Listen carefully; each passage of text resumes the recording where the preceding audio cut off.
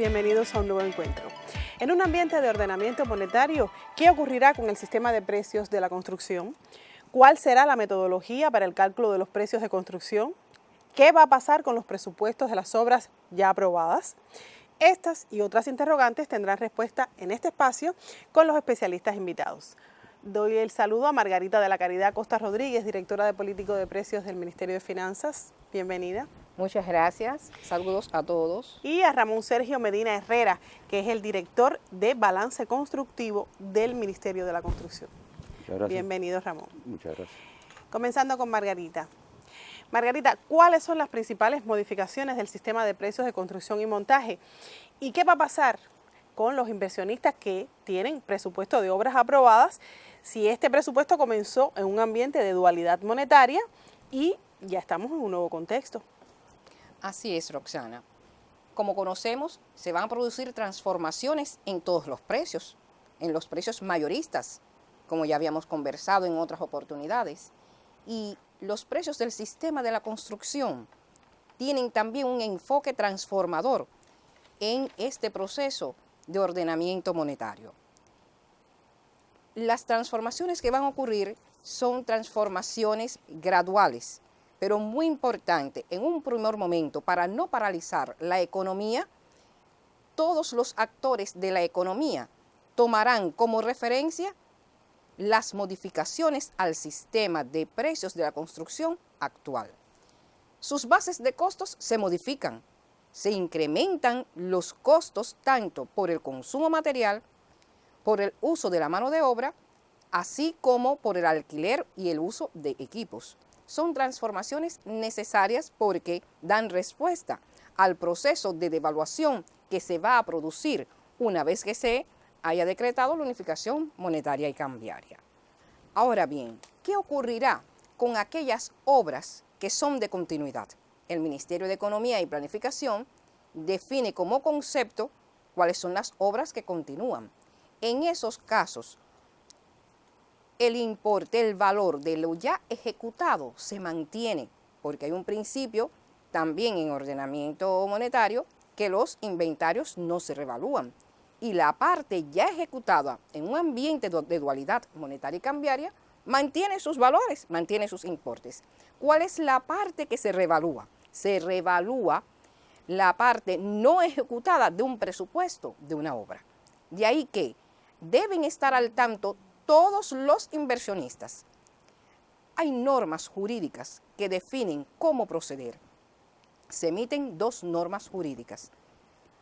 La que establece los principios generales del Ministerio de Finanzas y Precios y otra que define principios metodológicos que es del Ministerio de la Construcción. En la que se definen los principios generales, ahí vamos a tomar en consideración el proceder general de qué debe ocurrir. Entre ellas se define, una vez más, la responsabilidad de todos los inversionistas. Los constructores son parte de ese proceso inversionista, los contratistas, pero siempre va a tener la responsabilidad el que hace la inversión, o sea, el que promueve la inversión, el inversionista. En este sentido, hay que tomar en consideración que hay un crecimiento en los costos materiales, de mano de obra y de uso de equipos. Pero hay una transformación importante también. Hoy por hoy, esos presupuestos tienen un diseño de que además de reconocer los costos de la obra que son directos, también reconoce otros gastos indirectos como se seguirán reconociendo, pero de una manera diferente. Por tanto, el concepto de presupuestos independientes se va limitando y se va perdiendo. En su lugar hay un reconocimiento a los diferentes conceptos de gastos que no son del costo principal, del costo directo de la inversión. Habrá un reconocimiento a las facilidades temporales, a la necesidad de transportación, por supuesto, de los gastos de transportación, de los tributarios, de los financieros, de otros gastos que sean necesarios, entre ellos los de administración en general para administrar la obra, pero que ya no van a tener un concepto de presupuesto independiente para evitar que los elementos que subyacen de ineficiencia por los procesos tecnológicos, por las irregularidades que nos ocurren, encarezcan los presupuestos de las obras. Tendrá que producirse también un ajuste en los niveles de costos y gastos. Se darán posibilidades en el uso de los renglones variantes que va a explicar nuestro colega, pero siempre el ajuste va a ser necesario. Y cada vez que hablamos de transformaciones de precios en este nuevo escenario, hablamos de ajustes, porque las empresas constructoras, los inversionistas y todos los que participen en este proceso tendrán que ver cómo ajustar sus costos y sus gastos de manera tal que el límite de crecimiento de todos los elementos que se reconocen no se vayan de los niveles o de los límites diseñados. Claro. Para evitar mayores encarecimientos por encima de lo previsto y de lo que deberá ser una obra que cumpla con principios de eficiencia. Entonces, en este sentido, podremos decir que hay otra modificación importante, y es que hay una ficha a la que están acostumbrados nuestros inversionistas, nuestros constructores, que va a tomar en cuenta en su exposición los elementos de costos y gastos de una manera diferente, más armonizado con la contabilidad. Se logra eso que también ha sido un reclamo del sistema empresarial. Y aquí también tendremos que hablar que hay un reconocimiento diferente a los límites de utilidad, que aunque mantiene los principios de que es una utilidad sobre los costos de la obra, pero es hasta el límite del 10% de todos los costos y gastos, descontando el costo material y los demás gastos que son indirectos, como los tributarios, los financieros, precisamente para no trasladar ni rentabilizar sobre conceptos que son indirectos, que sea sobre el valor creador del servicio constructivo. Entonces, en sentido general, tenemos un gran reto de perfeccionar el sistema de precios de la construcción, sino de otras transformaciones paralelas para lograr que efectivamente nuestros presupuestos de obras y que las inversiones sean o se acerquen a un concepto de competitividad, a un criterio de eficiencia y a lograr que esa inversión nos dé para el país y para el beneficio público lo que necesitamos. Realmente se plantea un reto altísimo para los inversionistas. Ramón, y entrando en materia específicamente de los precios del sistema de construcción y montaje, ¿cuál es la metodología de cálculo para este sistema de precios? Como se ha explicado, la metodología consta de tres partes fundamentales. Una resolución para ponerla en vigencia, que explica en términos generales los principios de la metodología. Va a tener además un anexo 1, donde va a estar el modelo de cálculo, y un anexo 2, donde están las bases de costo. Es decir, el anexo 2 es más amplio, presenta todas las actividades de la construcción con el nuevo costo, como ha explicado la compañera Margarita, y eso va a permitir precisamente hacer el cálculo en una forma que nos adecue al nuevo escenario. La metodología además persigue como objetivo tener un modelo único para hacer el cálculo en el nuevo escenario. Es decir, no es que esto sea un esquema cerrado, pero eso nos va a permitir tener la posibilidad de comparar las estructuras de precios de los diferentes proyectos, siempre siguiendo una misma estructura. Por otra parte, queremos que esta metodología funcione en la unificación monetaria y cambiaria con la realidad del momento económico que vamos a tener, que para esto se va a basar en costos actualizados, es decir, se ha hecho ahora una primera aproximación, como se ha explicado ya anteriormente, pero se continuará trabajando para ir captando la realidad de los costos en el comportamiento de la economía a todo lo largo del país y poder anualmente actualizar esos costos para que la metodología siempre represente una realidad económica en que actuamos, ¿no? Y lo otro muy importante es que esta metodología debe servir para todos los actores de la economía. Es decir, aquí deben participar las entidades estatales, las no estatales, las cooperativas, es decir, todos los actores de que participen en el sector de la construcción y que tengan necesidad de acercarse a estos precios de construcción y montaje podrán utilizar. Y se rigen por esa metodología. Y se rigen por esta metodología. Esto es un gran objetivo porque realmente hoy Hay una dispersión. hay una dispersión en esto, incluso en la propia estructura de la estructura de confeccionar el costo hay sus cambios, entonces queremos realmente lograr una unificación. ¿Cómo va a funcionar esto? El Centro de Desarrollo de Normas y Costos del Ministerio de la Construcción va a emitir el día que se establezca ya la unificación, va a emitir todas las bases de costos con todos los elementos para que todas las entidades y todos los sujetos puedan realmente trabajar en la aplicación de la metodología. Y esta va a permitir también incorporar actividades que puedan estar fuera de estas bases de costos. Es decir, va a existir la posibilidad de que cualquiera de los actores que necesite incorporar un nuevo renglón variante lo pueda proponer, se evalúa y se incorpora, claro está, ya en las nuevas condiciones del contexto económico. ¿Cómo se estructura la ficha? Primero decir que la ficha va a ser aplicada a los costos, es decir, a los precios de construcción y montaje para las inversiones y también para los mantenimientos constructivos. Es decir, son dos enfoques que hay que tener claro que se aplican en ambas direcciones, es decir, tanto para una inversión como para los mantenimientos. ¿Cómo está estructurada el modelo de cálculo o la ficha para el cálculo? Bueno, como es tradicional en los conceptos de la ingeniería de costos de la construcción, incluso internacionalmente, y creo que en otras actividades de la economía, se valoran los materiales como un costo directo, que son aquellos materiales que participan y quedan dentro del objetivo que se construye. Esos materiales, como se ha explicado, bueno, están actualizados a los nuevos precios de la unificación. De igualmente, se valora la mano de obra que participa en esas actividades con los nuevos conceptos salariales, es decir, con las nuevas tarifas salariales que van a intervenir cuando se haga la unificación. Y el uso de equipo también actualizado sus precios y costos y sus servicios de alquiler y demás a las nuevas condiciones.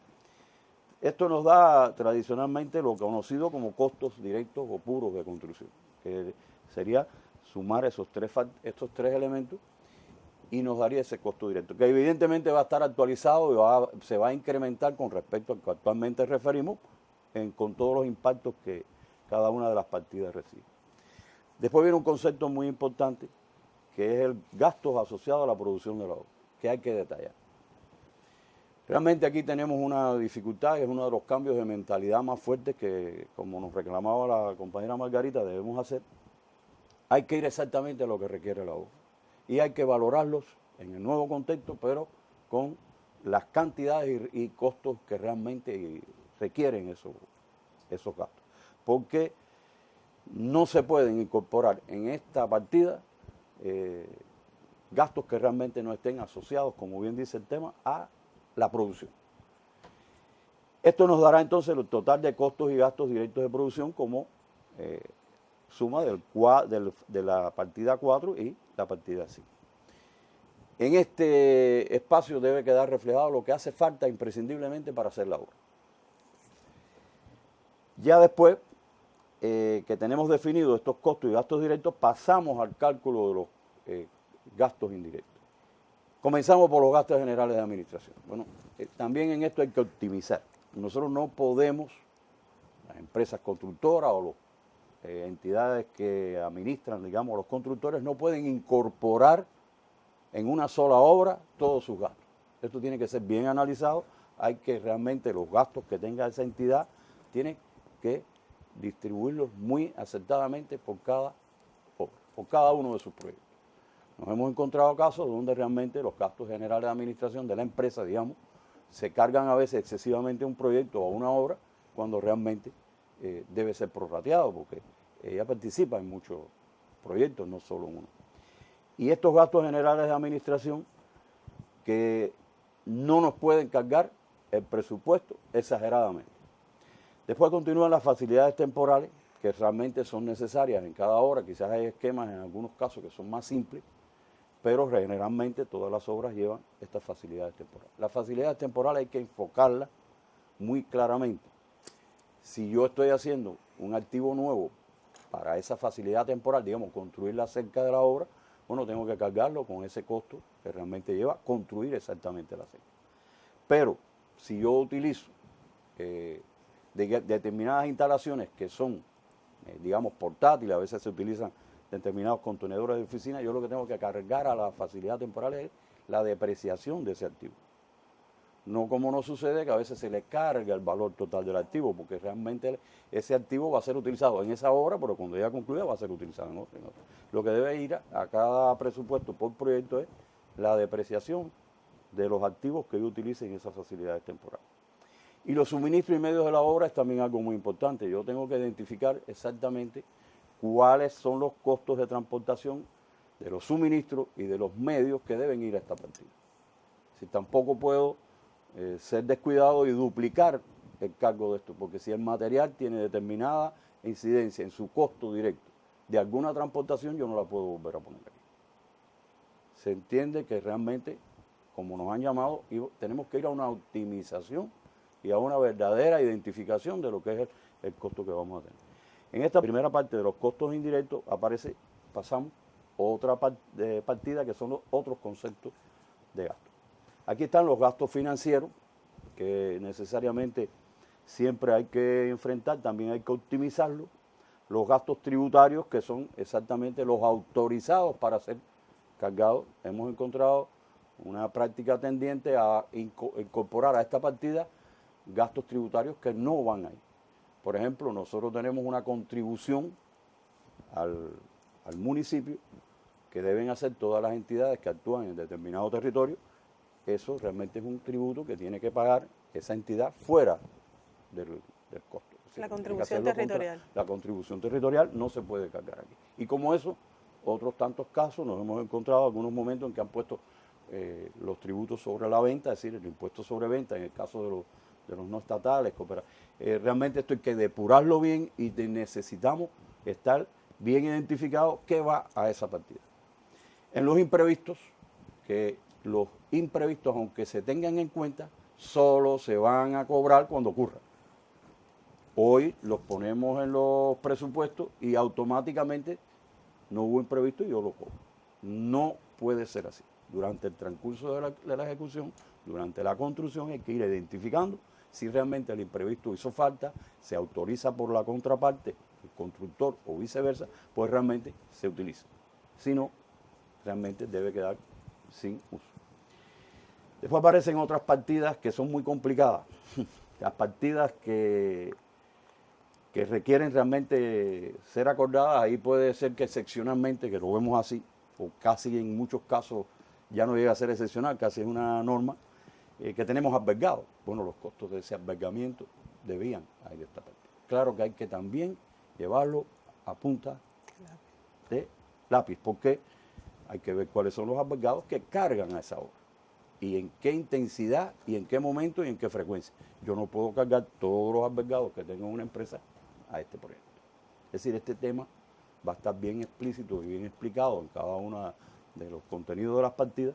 No tenemos tiempo aquí de llegarle a tal detalle, pero también están ahí las transportaciones de esos albergados, la alimentación especial que tengan que llevar, algunas cosas de estas. Bueno, se van a ir incorporando en esas partidas, pero decimos casi como una carácter excepcional. Nosotros necesitamos que los constructores evolucionen a que realmente estas partidas se utilicen lo menos posible. Incluso hay que tratar de incorporar que muchas cuestiones que vienen a estas partidas salgan dentro del salario que se le paga al trabajador y que él lo pueda enfrentar por su vía sin necesidad de cargárselo en esta partida del presupuesto. ¿Se entiende? Es práctica internacional que los propios trabajadores se busquen su alojamiento si quieren estar cerca de la obra y no tienen cómo hacerlo, que busquen su propia alimentación y que realmente no tengamos que estar cargando todas nuestras obras con grandes albergues y comedores y condiciones para eso.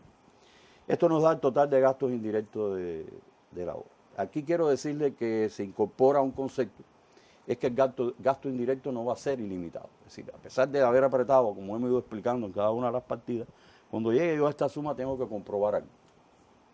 Ese costo, ese gasto total, indirecto, que lo comparo con el costo directo de mano de obra. Yo puedo tener un total de gastos indirectos igual al gasto de mano de obra.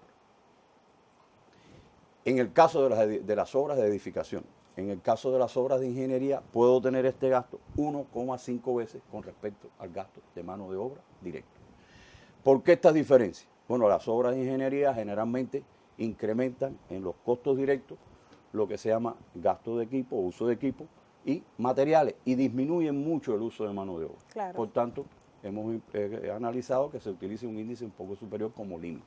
Eso quiere decir que si yo tengo, cuando sume todos mis gastos indirectos, un valor que supera ese límite, yo tengo que entrar a revisar cada una de las partidas y ajustar eso hasta llegar al mismo valor máximo que me permite. Como decía Margarita, este es un proceso de cambio de mentalidad, un proceso donde tiene que haber una contrapartida fuerte que obligue a esas revisiones, y sabemos que pueden haber muchas dificultades ahora al inicio y que incluso las estructuras que tengan muchas organizaciones constructoras sean estructuras muy grandes, y entonces cuando van a enfrentar esta realidad no pueden cumplir. Pero ahí está el éxito de que nuestra economía resuelva la tendencia a un incremento exagerado de los precios que realmente después nos juegan con el contexto en que se desarrolla la economía. Bueno, y finalmente viene el bloque en el cual hacemos el cálculo del precio. Después que tengo el total de costos y gastos, que no es más que la suma de los costos directos con estos indirectos, aplico sobre esto el impuesto sobre las ventas cuando esté autorizado. Esto se ha hecho para evitar que ese impuesto aparezca ahí abajo, por un impuesto común, sobre todo en las formas no estatales. Bueno, lo pondrían ahí bajo la autorización con el porciento que nos autoriza el Ministerio de Finanzas y Precios. Esto está sujeto a esa movilidad. Y después se calcula la utilidad, que es, como explicó Margarita, es el 10% del costo total, que tenemos, el total de costos y gastos, menos la partida materiales y menos los costos indirectos. Es decir, hay un impacto fuerte en que la utilidad realmente va a ser bastante limitada, porque al quitarle al costo y gasto total los costos indirectos y quitarle la partida de materiales para hacer el cálculo, realmente hay un impacto fuerte para los constructores en el nivel de utilidad. Y esto nos va a dar finalmente el precio del servicio de construcción y montaje. Me gustaría saber desde el punto de vista práctico cómo esto se implementa y cómo se controla. Correcto, sí. Ya les decía que el Centro de Desarrollo y Norma y Costo de la Construcción lo primero es que nos va a publicar a partir del día establecido, pues bueno, se va a publicar esto con su resolución y todo su alcance. Esa publicación inicialmente va a ser digital y en algún momento será reproducida, es decir, documental. Y se pone en función de reseccionar todos los problemas que puedan existir, los señalamientos, las dudas que puedan existir con la aplicación. Es decir, eso lo tenemos previsto, igual que van a estar abiertos a recibir las propuestas de renglones variantes o de cambios que se deben incorporar por problemas tecnológicos a lo que no tenemos hoy previsto. Y además se coordinará es decir, ya está coordinado con la Unidad de Inspección Estatal del Ministerio de la Construcción, que acompañará todo este proceso haciendo inspecciones y controles a distintas obras seleccionadas y a distintos constructores, de forma tal que revisemos cómo realmente cómo se domina, cómo se conoce esta metodología y cómo realmente se está aplicando. Por otra parte, la empresa de informatización y automatización de la construcción, AICRO, va a poner a disposición a partir del segundo día, porque ellos nos piden un día para cuando se emita todo, poderlo dejar todo listo, van a comercializar un nuevo sistema de cálculo de este presupuesto de precios de construcción y montaje que está alineado totalmente con esta metodología. Y eso les va a permitir a todos los usuarios poder no solo hacerlo a mano, sino que van a tener la opción, adquiriendo ese programa, de poderlos calcular de forma informatizada. Es una aplicación conocida que lo que se ha hecho es actualizar a esta nueva realidad, que es el PreWin 9.1 y que va a estar a disposición de todo el que lo pueda. Es realmente comercializable porque ya esto es un trabajo de una empresa como tal. Yo le propongo hacer una pequeña pausa y volver en unos breves segundos.